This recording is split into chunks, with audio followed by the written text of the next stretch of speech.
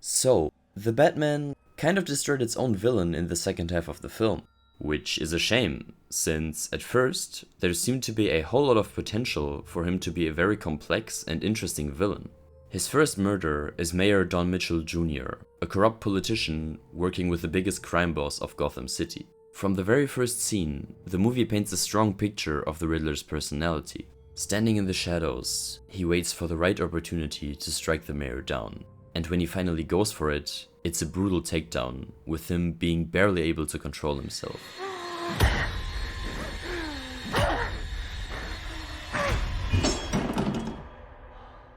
It's clear that this is a crime primarily motivated by passion. This is a person who carries a huge disdain for the corrupt system that runs this city. This is further illustrated by the themes of his riddles for Batman. It's always about justice, lies, etc. And his following victims, who he kills in a similarly messed up way, are all participating in this system in some way, shape or form. After the explosion in the church, the motivation of the Riddler seems very clear. Everything points towards exposing and destroying the corruption within the city, through fear and intimidation. The targets are the corrupt and greedy, and he intends to change Gotham through similar methods that Batman uses. However, unlike Batman, he doesn't restrain himself from fighting criminals in a more brutal and inhumane way, which is the exact point in which Batman and him differ in their approach. After the car chase with the Penguin, we are told that the Riddler was planning on killing Bruce Wayne, significantly changing the outlook of his presumed motivation. Now he also targets people he feels personal hatred for, without any necessary involvement in the corrupt system. Well, a week later he was dead and everybody just forgot about us. All they could talk about was poor Bruce Wayne. Bruce Wayne, the orphan. Bruce Wayne is no way near the same moral thresholds that all of Riddler's previous victims are. At this point, his moral compass seems a bit unclear.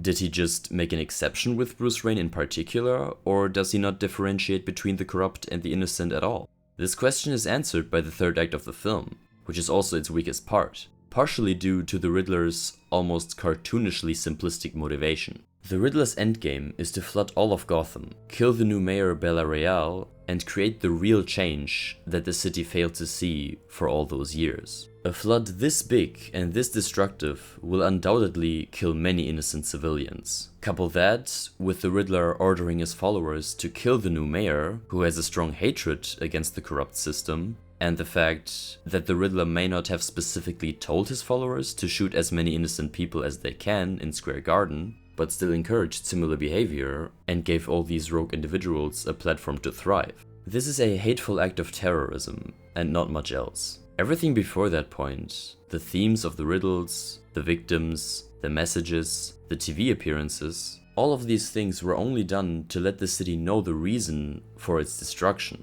The real change he wants to see is the destruction of the whole system. I don't know about you, but I find this highly disappointing. The Riddler's entire motivation boils down to him being insane. The only clear direction he's heading in is his desire to let the entire city know about the shady corruption which has been going on for almost 20 years, before going on a rampage that will put everyone in danger. The day of judgment is finally upon us.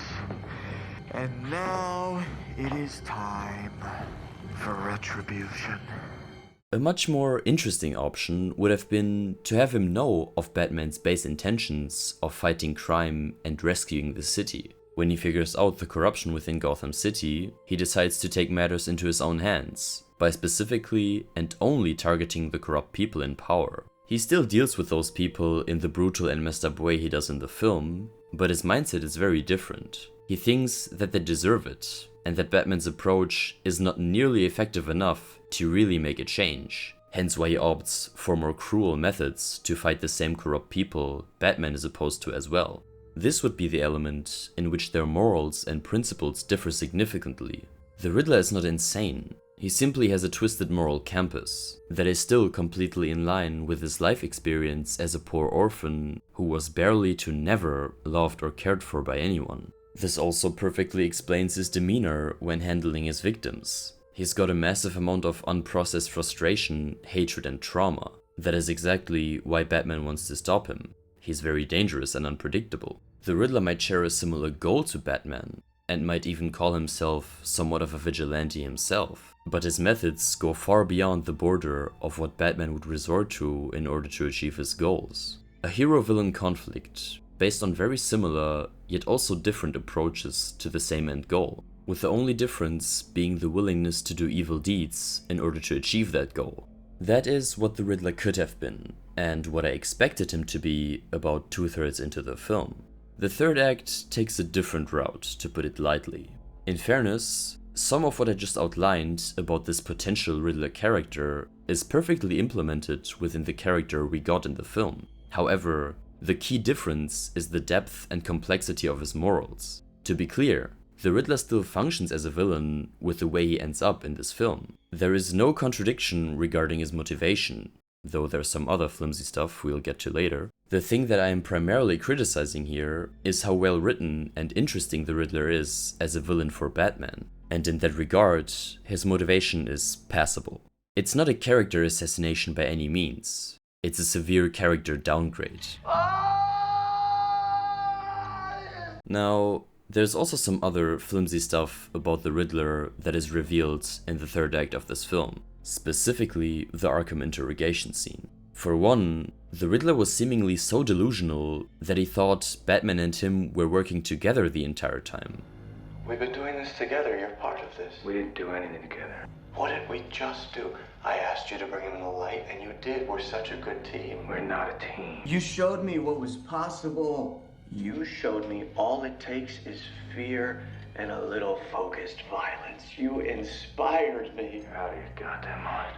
He assumed that the Batman also wanted to destroy Gotham City, and therefore saw him as his teammate. He wanted to celebrate the downfall of Gotham with him in Arkham. We were gonna be safe here. We could watch the whole thing together. I'm pretty confident that most people will understand why this isn't very plausible. Throughout the film, the Riddler leaves his riddles on crime scenes that are being examined and overviewed by the GCPD.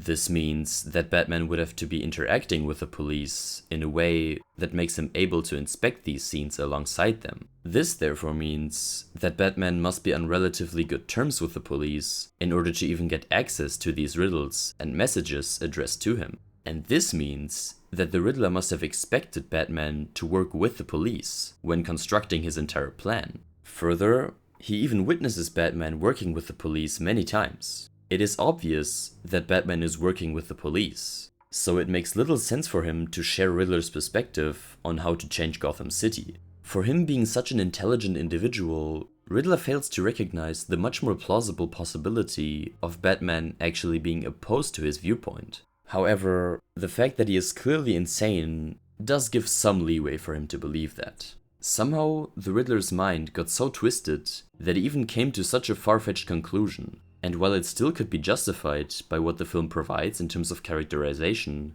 it is a very poor justification, and I don't think this is a great direction to take him in. There are a couple more issues, however, that cannot be explained away by him being insane. When he talks to Batman in Arkham, he expects him to have already figured out the final piece of the plan. It was all there. You mean you didn't figure it out?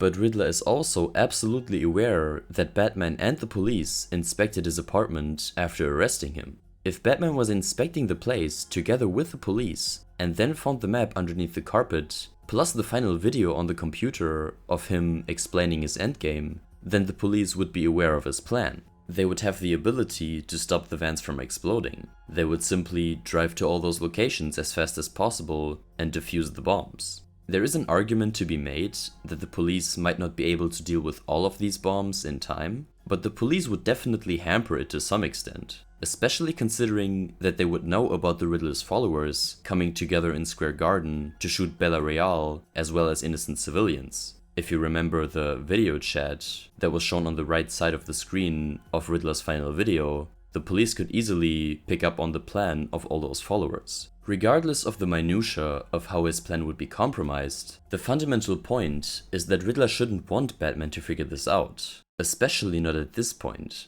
This should absolutely not be part of his plan, because the police being aware of it presents a crucial obstacle for it to work out. Yet he still expects that to happen, which simply cannot be the case. It is a hole within the character that doesn't align with everything else he knows at this point. This would mean that he expects his plan to be compromised by the police, which is just stupid.